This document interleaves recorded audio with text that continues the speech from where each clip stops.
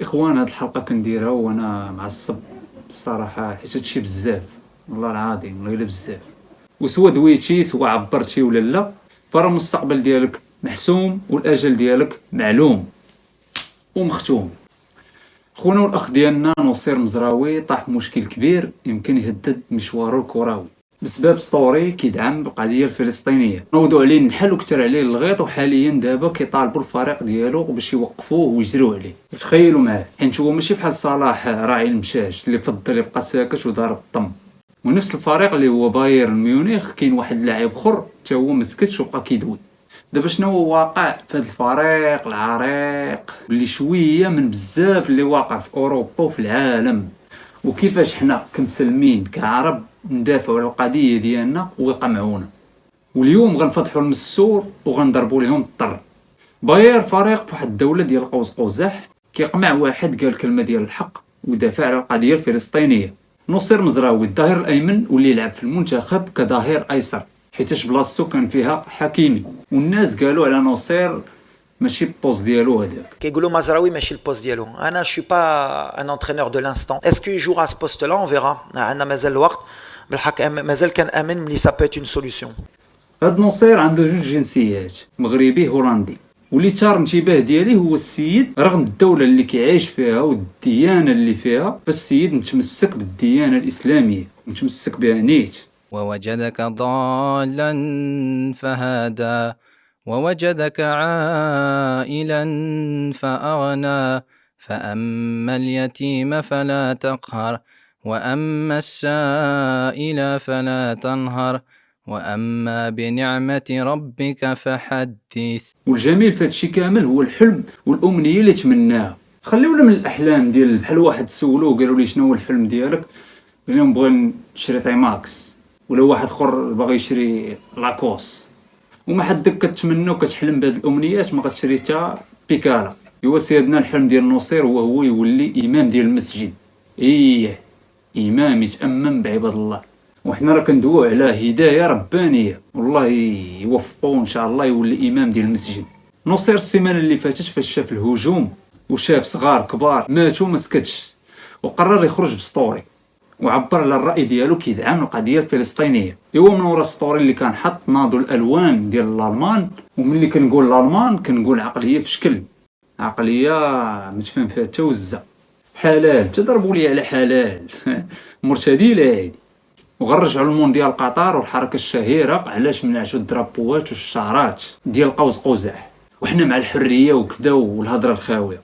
وما خلاو ما قالوا في نصير، حتى من واحد الجريده كطالب باش يمنعوه من اللعب، وبداو كيقولوا الارهاب عندنا في التيرانات، وهاد اللعابه هما اللي خصهم يكونوا قدوه وما خاصش يكونوا كيدافعوا على الارهاب. ونفس الفرقه دوزيام جول ديال بايرن دانيال بيريتس اللي اسرائيلي الجنسيه، خونا ما معروفش بزاف ودابا بغى يتشهر، عنده يلاه 127 الف متابع، ونصير اكثر من 2 مليون متابع اللهم بارك. كان 2 مليون و300 الف متابع البارح، واليوم ولا 2 مليون و400 الف متابع اللهم بارك.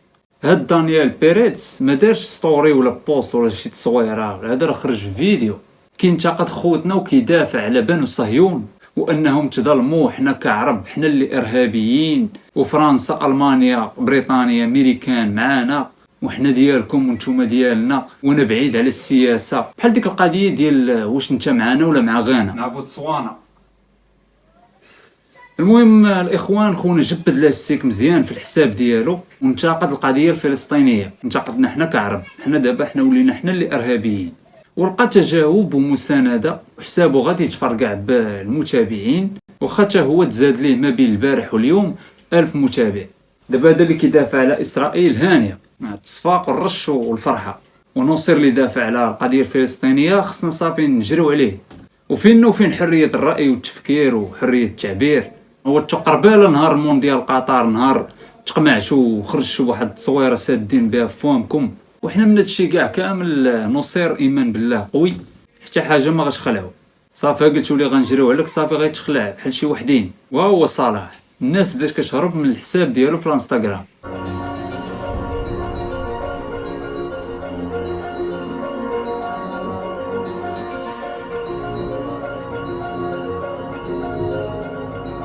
ومن وماشي هذه الاولى اللي كينوضوا فيها الحرب على نصير مزراوي.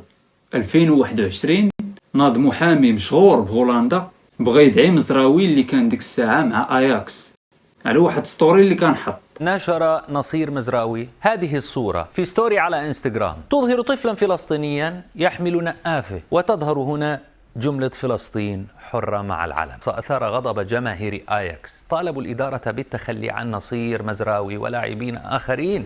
يعني كان عارف بانه غينوض عليه النحل، ولكن هادشي ما فيه لا غينوض عليك لا النحل لا دبان. هادشي قضيه اسلاميه، قضيه ديال الدين ديالنا، خصنا ندافعوا عليه وندافعوا على خوتنا.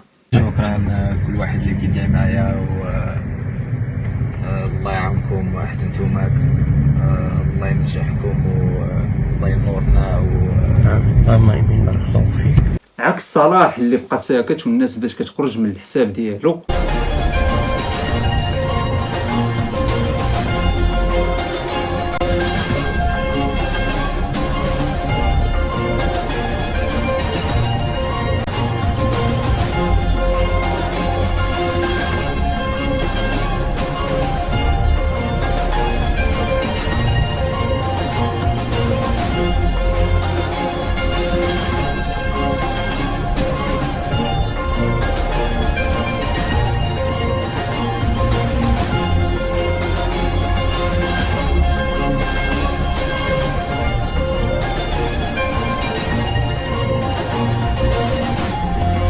وانا متاكد اللي غيقول كلمه ديال الحق ملي غيحط راسو على المسند غينعس مرتاح.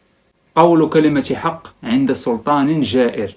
وحنا كندويو على عقد ديال مزراوي لغايه 2026 بقيمه 8 ديال المليون ديال الدولار، يعني 8 المليار، ودار ستوري صحه. ومن هنا كرأيي الشخصي كنقول بان السعوديه هي اللي عندها مفتاح ديال الدعايه، هي اللي عندها اكثر شخص عنده متابعين في الانستغرام، وهي اللي عندها اكثر الاشخاص اللعابه اللي مشهورين في العالم، وهذا الشيء راه ما عنده ثمن.